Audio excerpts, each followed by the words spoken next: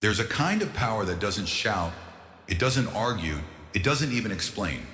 It just waits quietly. And that power is silence. Not every battle is won by words.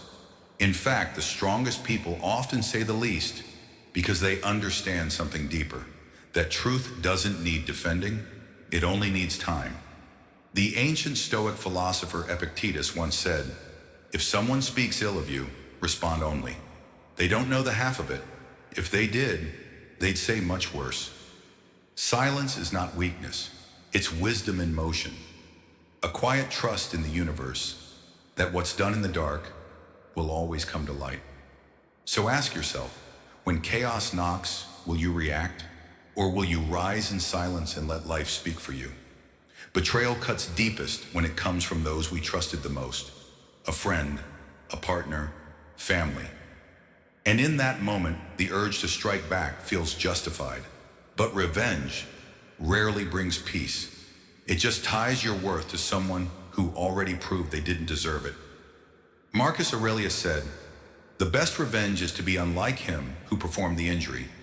You see, the real power lies in walking away, quietly, no drama, no explanation, because betrayal exposes itself with time. You don't need to shout to be heard, you just need to live in a way that makes their actions impossible to ignore. So ask yourself, will you become like them or rise above them? Let karma do what karma always does, in silence. At some point, someone's going to laugh at your dream, tell you it's too big, too late, too unrealistic, and in that moment, you'll be tempted to defend it, to prove yourself with words, but Epictetus said it best. Don't explain your philosophy, embody it. You don't need to argue for your value, just keep building, brick by brick, in silence. Because results don't stutter, and real power, it never rushes to explain. Think about it. Have you ever seen a tree explain how tall it'll grow? Let them doubt, let them mock, because one day they'll have no choice but to respect what they can't ignore, your results, and that will speak louder than any words ever could. Sometimes it happens right in front of everyone, a jab, a cruel comment, an attempt to humiliate you in public, and instinctively you want to strike back, to defend yourself. But real strength, it's not in reaction, it's in restraint. Seneca once said, "A man is as miserable as he thinks he is." People who lash out, they're already drowning in their own misery. When you stay silent, calm, unshaken, it unsettles them more than any comeback ever could. Silence turns the spotlight back on their insecurity. So next time someone tries to pull you into a public spectacle, remember, your silence isn't weakness. It's wisdom dressed in stillness. Let them reveal themselves. You stay sovereign. There will come a time when life doesn't just test you, it breaks you. Everything falls apart, and you feel like you're drowning in silence. But you're not alone. Pain is part of being alive.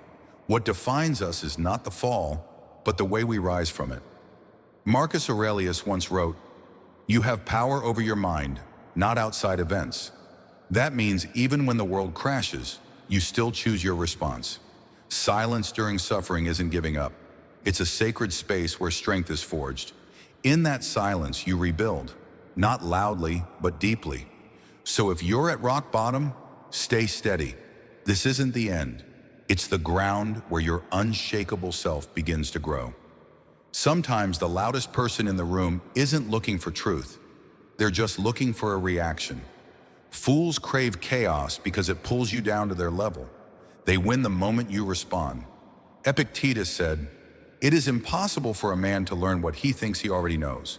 And that's the trap. Arguing with someone who's not listening, just shouting. So what's the wise move? Silence, indifference. Not because you're weak, but because you're far above their game. Next time a fool tries to provoke you, ask yourself, why give fire to someone who's only playing with smoke? Let your silence be the lesson they never expected. Being falsely accused cuts deep, not just because of the lie, but because of the silence of those who know better. But here's a truth most forget. Lies are the weapon of the weak.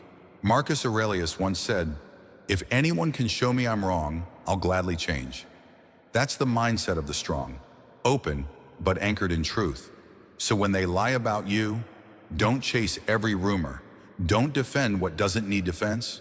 Just live in a way that makes the lie impossible to believe. Because eventually the weight of deception collapses under its own dishonesty. And you'll still be standing. In the end, the wisest don't respond with words. They respond with calm. They build, they endure, they rise. Because when someone throws stones, the weak throw them back.